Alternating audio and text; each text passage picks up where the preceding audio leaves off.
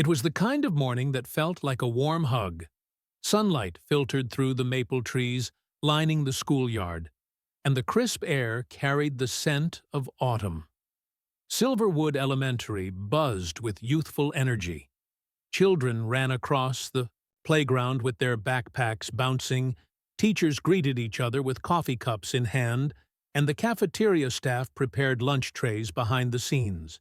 Everything was familiar, comforting, safe. Inside the classrooms, laughter echoed. Students unpacked their lunch boxes, sharing snacks and secrets. It was Wednesday, pizza day, and the excitement was almost tangible. In the background, a subtle sense of curiosity lingered in the air. The school was hosting a special demonstration that day, a routine visit from a local police K-9 unit.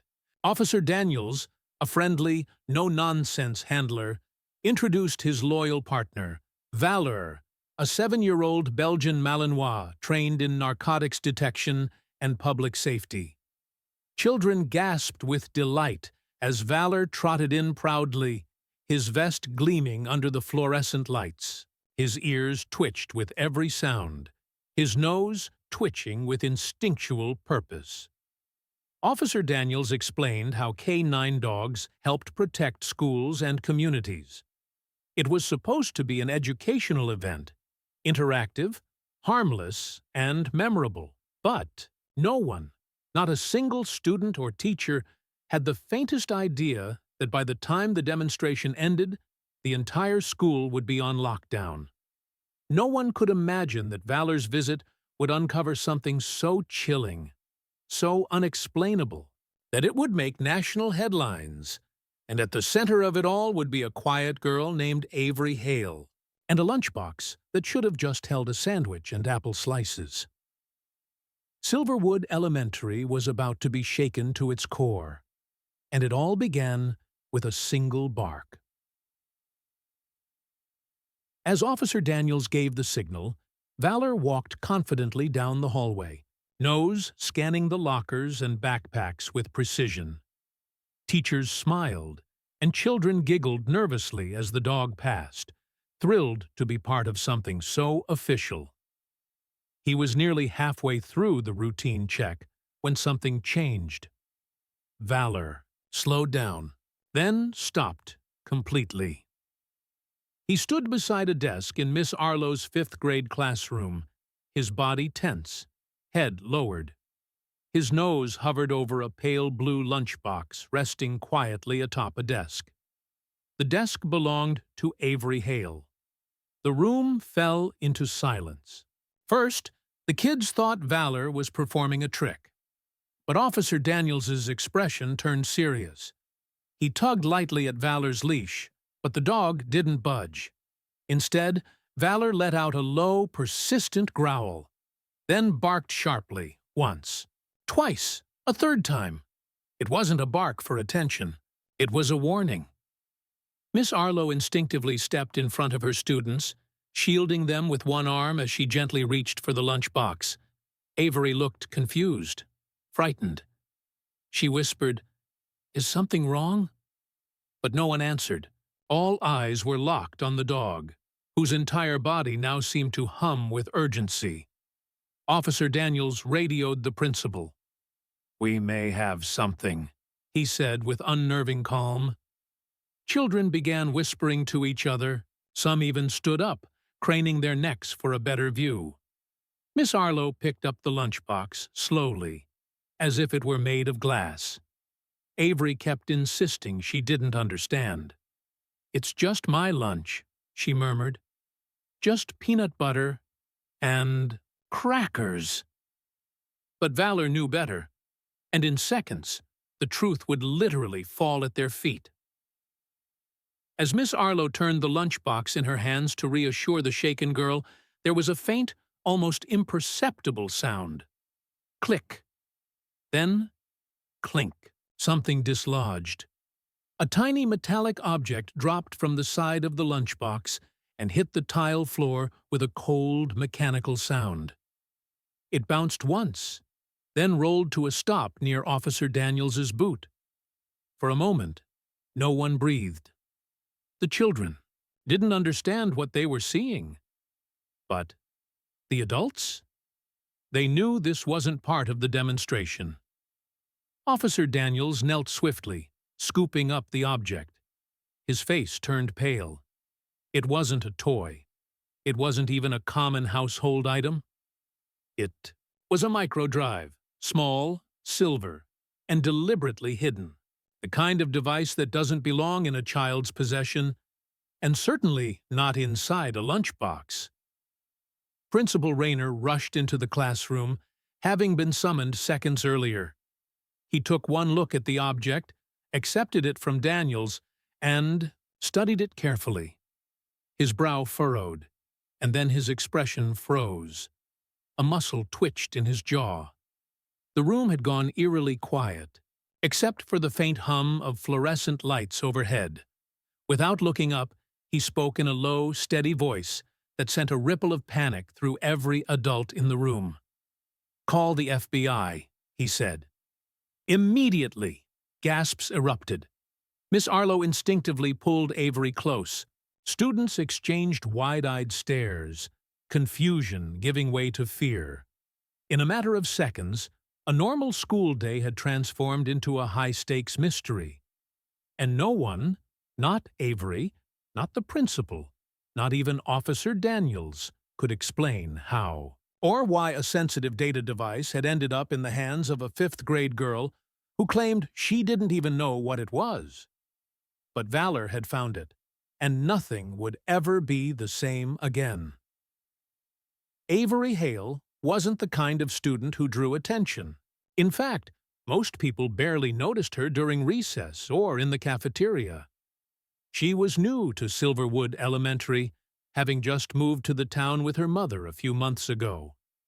Her presence was like a soft whisper in a noisy room, delicate, observant, and easy to overlook. 11 years old and often seen with a sketch pad tucked beneath her arm, Avery was the kind of child who colored quietly while others played tag.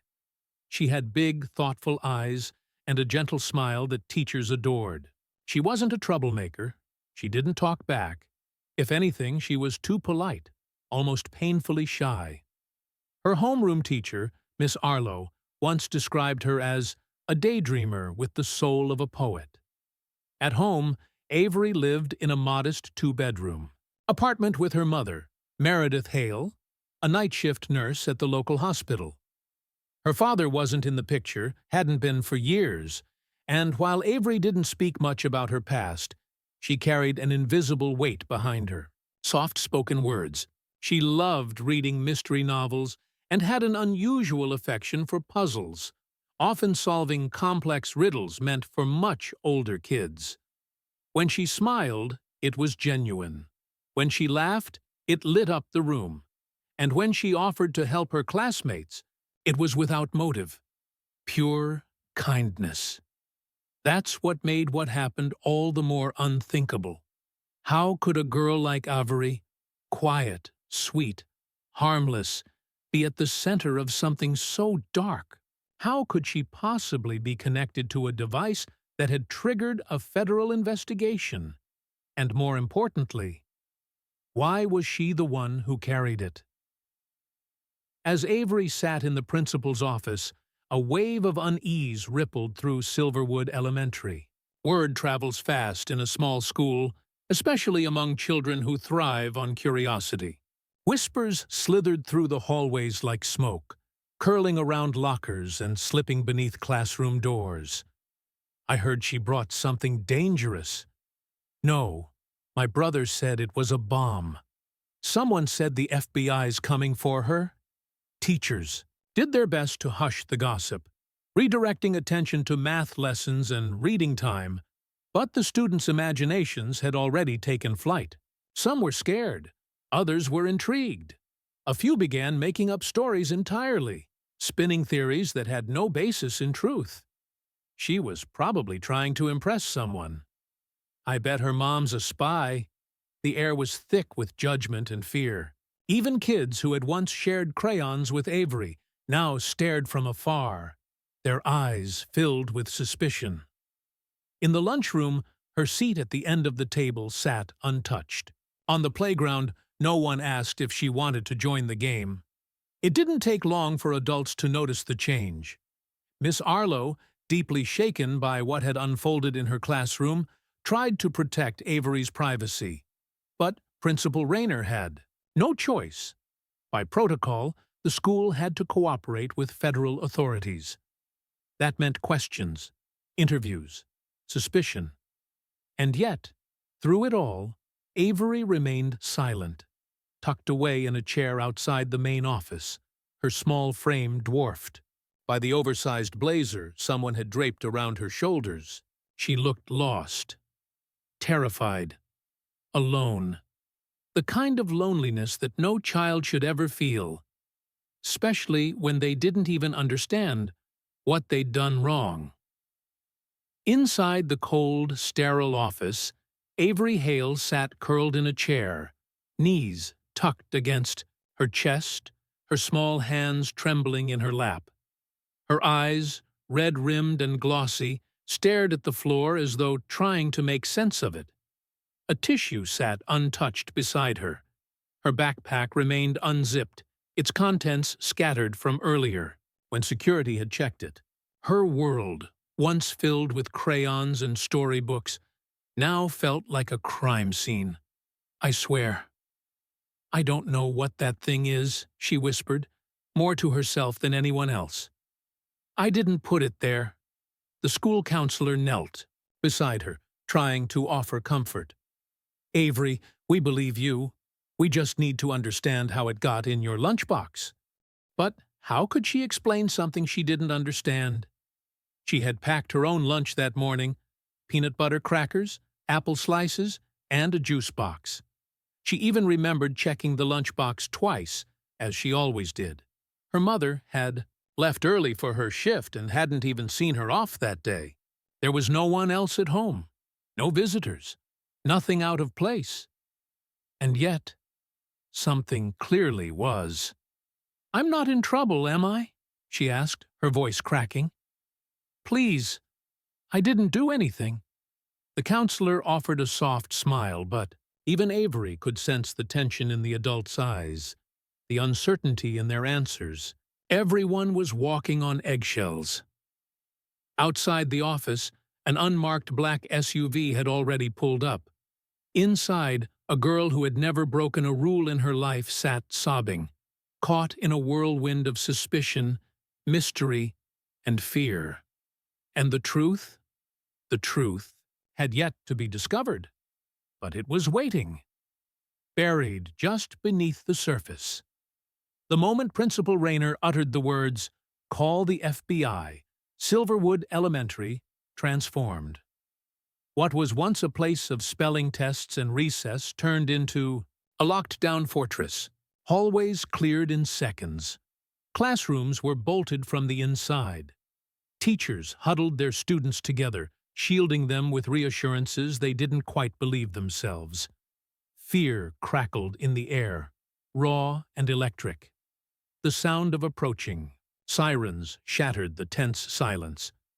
Within 45 minutes, unmarked black vehicles rolled up to the school gates.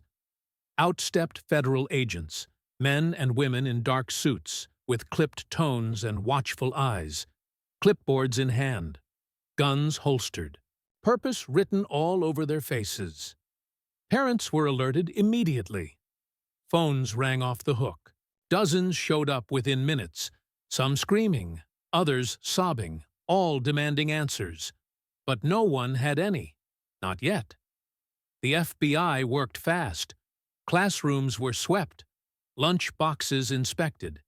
Teachers, students, and staff were pulled aside one by one. "Did you see anyone tamper with Avery's belongings?" "Did Avery mention anything unusual this morning?" Most said no. A few said she looked sad. None could explain why the K9 dog had zeroed in on her. As the minutes ticked by, the tension tightened like a noose. No one was allowed to leave. Not until they figured out exactly what had just been found, and why it was there. The object was smaller than a matchbox, but it carried the weight of a loaded secret. When the lunchbox had been picked up and something metallic clinked to the floor, everyone assumed it might be a keychain or a trinket. But the second Principal Rayner saw it, his demeanor changed. He didn't flinch. He froze. Wrapped in a layer of crumpled foil and hidden beneath a false bottom in Avery's lunchbox was a microdrive. Sleek, dusty, and clearly not meant to be. Found FBI technicians handled it like it was made of glass. Gloves, tongs. A portable scanner rushed in. Moments later, a low whistle from the lead agent confirmed what the room already feared. The drive wasn't just some discarded tech toy. It was encrypted, heavily, and what little metadata could be accessed hinted at something far bigger than anyone imagined. Files labeled with redacted code names, scrambled directories, and a hidden partition marked classified. This wasn't school-level trouble anymore. This was federal and national, possibly international. Questions now shifted from what was in the lunchbox to how it got there. Who had access to Avery's things? Who stood to benefit from a child unknowingly carrying government-level secrets? The answer wouldn't come from the classroom. It was time to look elsewhere. Clara Hale arrived with a pale face and shaking hands. A nurse by profession, she was used to emergencies. Blood, screams, pressure.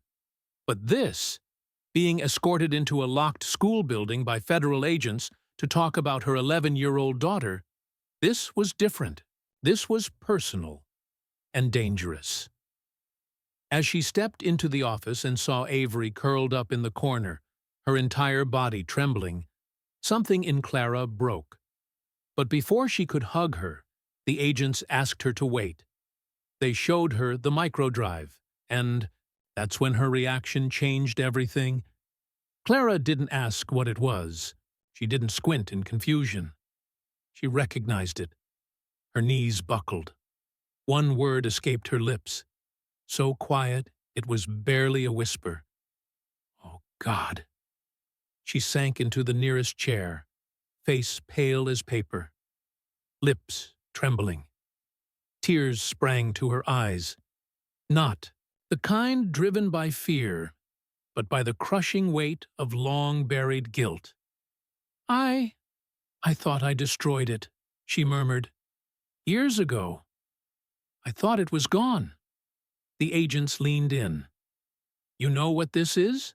She nodded slowly. "Yes, and if it's here, someone is trying to send a message." A new wave of questions hit the room like a storm surge. Who was Clara Hale before she became a nurse? What was on that drive? And who had hidden it in her daughter's lunchbox? Ideogram. Clara's sobs filled the room. One thing became clear. This wasn't just about a girl anymore. It was about a past that had come crashing into the present, dragging a mother, a daughter, and an entire school into its shadow.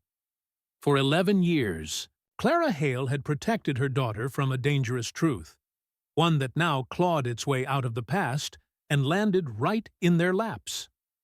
When asked directly by the lead FBI agent, Clara exhaled deeply and closed her eyes, as though opening a door she had locked shut long ago. "Avery's father," she began slowly, "wasn't just an accountant. That's what we told everyone. But it was a cover. His name was Noah Hale, a man of sharp instincts and a deeper heart. To most, he was quiet, unremarkable. But behind closed doors, he was an undercover operative embedded within a rogue web of federal agencies, digging into corruption, exposing double agents, chasing whispers that even the government refused to acknowledge. Clara had known the risks. She accepted them the moment she married him. Then, just before his disappearance 8 years ago, Noah had handed her a small package, unlabeled, sealed, wrapped in nothing but urgency and a whispered warning. "Don't open it. he'd said. "Just keep it safe. Hide it somewhere they'll never look, and never speak of this. Not even to Avery." She'd nodded. And then he was gone. No body. No goodbye. Just silence. Clara moved to a quiet town. Changed her job. Changed her life. Told everyone he had died in a car crash. The truth was too dangerous to say out loud. But now, the past had returned, and this time it had chosen her daughter as its messenger. When the microdrive was scanned again, the encryption teams went pale. These weren't just random codes or files from an old operation. This was live data. Explosive data. Evidence of a corruption ring embedded deep inside one of the nation's most trusted federal institutions. Names, transfer logs, covert ops gone wrong. People who were supposed to be dead weren't. It was a ticking time bomb wrapped in ones and zeros. The data had been buried for years, and yet it wasn't deteriorated. It was updated. That meant one thing. Someone, somewhere, was still connected to it, still feeding it, and likely watching for its reappearance. The terrifying truth? The drive had never stopped transmitting. It had just gone dormant, and Clara, true to her word, had never opened it. Not once. She had followed Noah's instructions with blind faith, but she had never considered why he left it with her. Only that she was supposed to protect it. Until now, when it surfaced. Not because someone found it, but because it wanted to be found. Among all the questions circling the room, one remained strangely mundane, yet deeply unsettling. Why was the drive in Avery's lunchbox? The answer, when it came, was as innocent as it was chilling. Clara's voice shook. "A few weeks ago, I was cleaning out our old storage, just decluttering. I came across a box Noah used to keep during his field work. Some notes, old ID cards, and this metal lunchbox. Avery's been playing with it since she was little. She loved it. She never knew the truth. The box had been specially made for Noah, lined with lead-to-evade scanners, equipped with a false bottom for carrying sensitive materials. Clara had hidden the drive in that compartment, believing no one would ever look there. Then, in a rush one morning, Avery had grabbed it off the shelf. Her usual lunchbox had broken the night before, and the metal one looked cool. That tiny decision, the innocent curiosity of a child, had just detonated a truth bomb that rocked the entire community. Clara covered her face, realizing the full weight of what had happened. It was never supposed to go with her. "I forgot. I just forgot." But someone hadn't. Someone had been watching, waiting. And now that the microdrive was exposed, Clara and Avery weren't just holding the key to a federal conspiracy. They were targets. As agents scoured digital trails and surveillance logs, a darker picture emerged, one that sent a chill through even the most seasoned investigators. The microdrive wasn't planted. It wasn't a trap. It was bait. The FBI's Cyber Intelligence Division finally cracked the encryption's metadata. Hidden inside the coding signature were breadcrumbs, digital fingerprints traced back to a man long believed to be dead. Agent Marcus Durrell.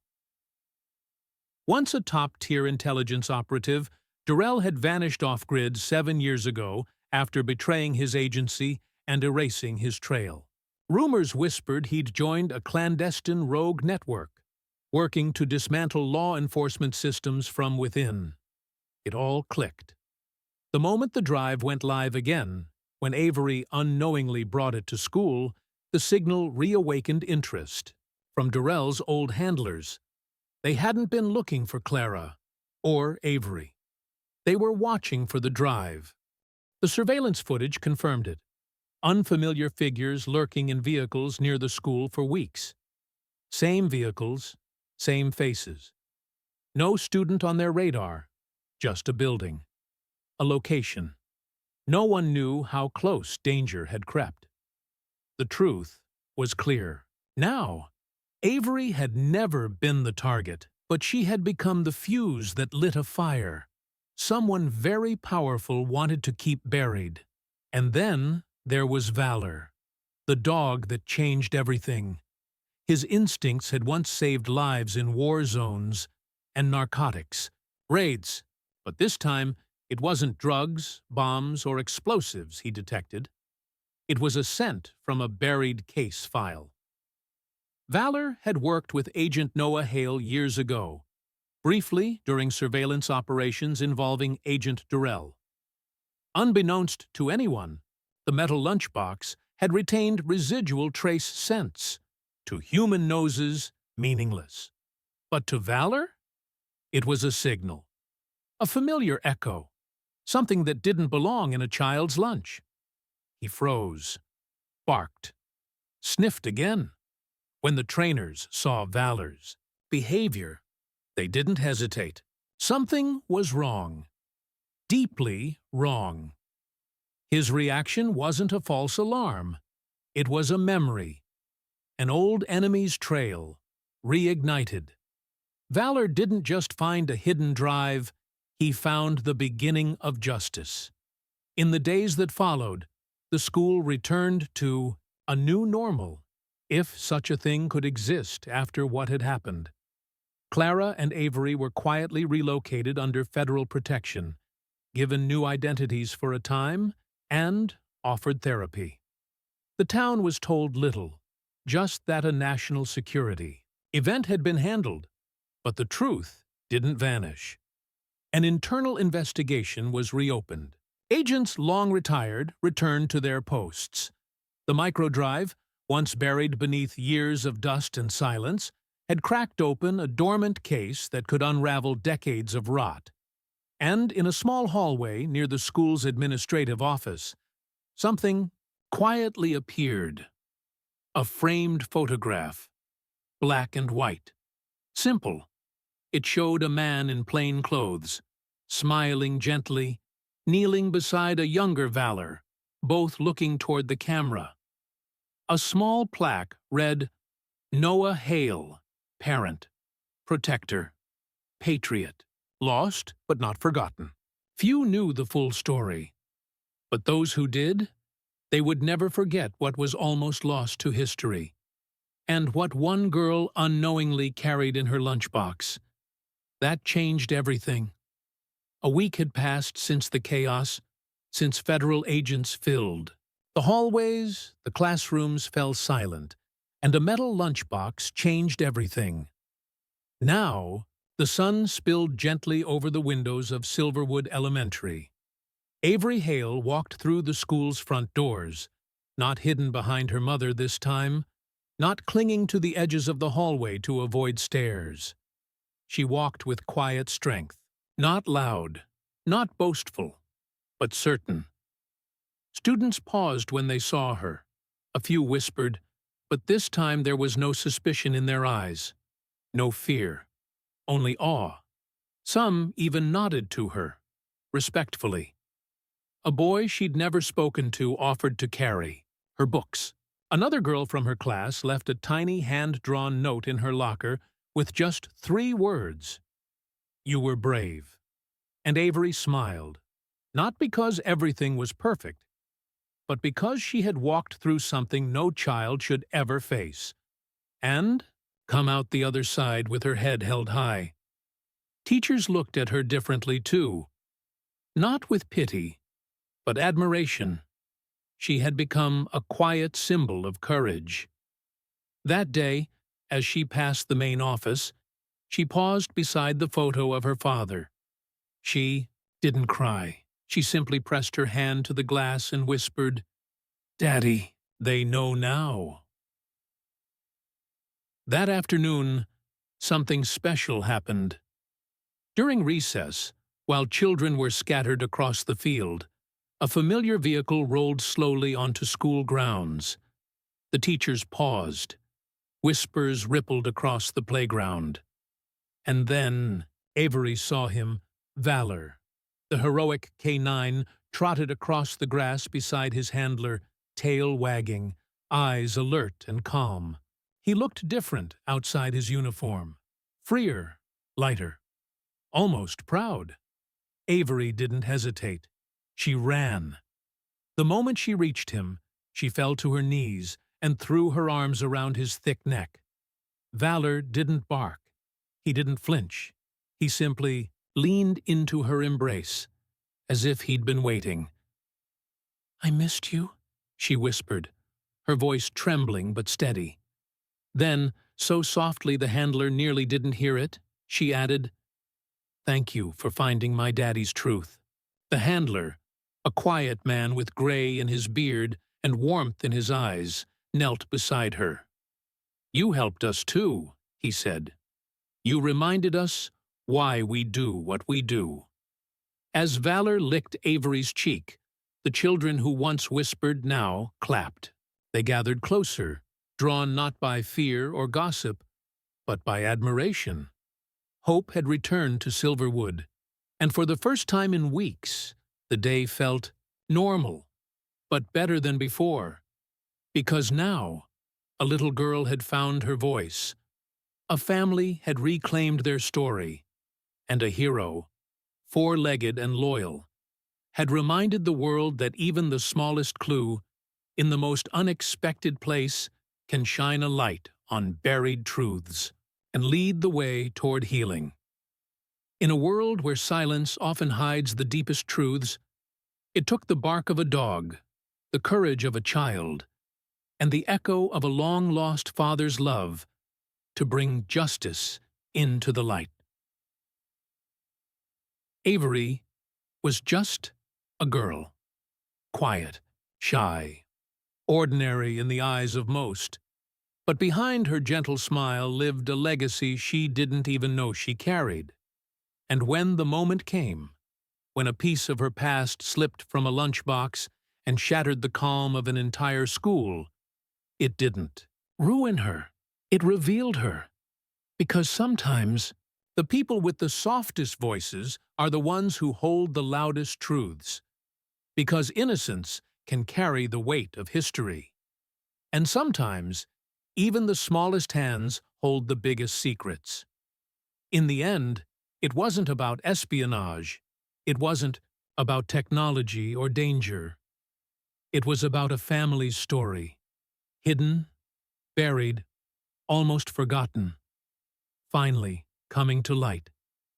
And it was about a brave little girl who unknowingly held the key to it all. In her lunchbox. Now it's your turn to reflect. What would you have done if you were in the principal's shoes? Was he right to call the FBI immediately? Or should he have handled it differently? Do you think a child should ever be at the center of such a mystery? Let us know in the comments, because this isn't just a story to be watched. It's a story to be discussed. Drop your thoughts below, and if this tale moved you, don't forget to like, share, and subscribe for more real stories that prove truth always finds a way, even in the most unexpected of places.